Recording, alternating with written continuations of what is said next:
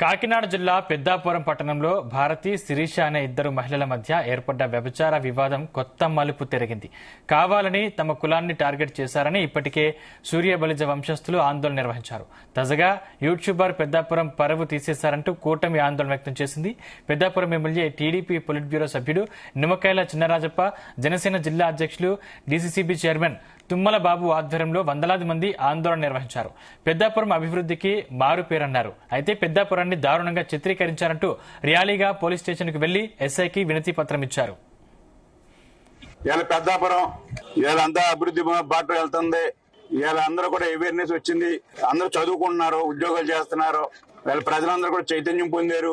అనేక స్వచ్ఛంద సంస్థలు కూడా ముందుకు వచ్చి పనిచేస్తున్నాయి. ప్రజాపత్రిక మీ అందరం కూడా ఈ పట్టణాభివృద్ధికి అందరూ కూడా మేము కలిసి పనిచేస్తాం. ఈ పరిస్థితిలో మరి పెద్దాపురం అభివృద్ధి చెందుతుంది. రియల్ వ్యాపారం బాగా పెరిగింది. మా అన్ని కమ్యూనిటీస్ కూడా బాగా పిల్లల్ని చదివించుకుని ముందుకు వెళ్తున్నారు. ఈ పరిస్థితిలో తులసి చందన్ ఆవిడ ఒక ఇన్వెస్టిగేటివ్ అని ఒక జర్నలిస్ట్ ఏదో చెప్పాడని చెప్పి ఒక 45 minutes ఒక రికార్డు వినిపించింది ఆవిడ యూట్యూబ్ లోని. దాన్ని బట్టి పత్రికలన్నీ కూడా కథనాలుగా రాస్తున్నాయి. ఆ జర్నలిస్ట్ ఎవడో ఇన్వెస్టిగేటివ్ జర్నలిస్ట్ ఎవడో ఒకసారి మాకు చెప్తే బాగుంటది.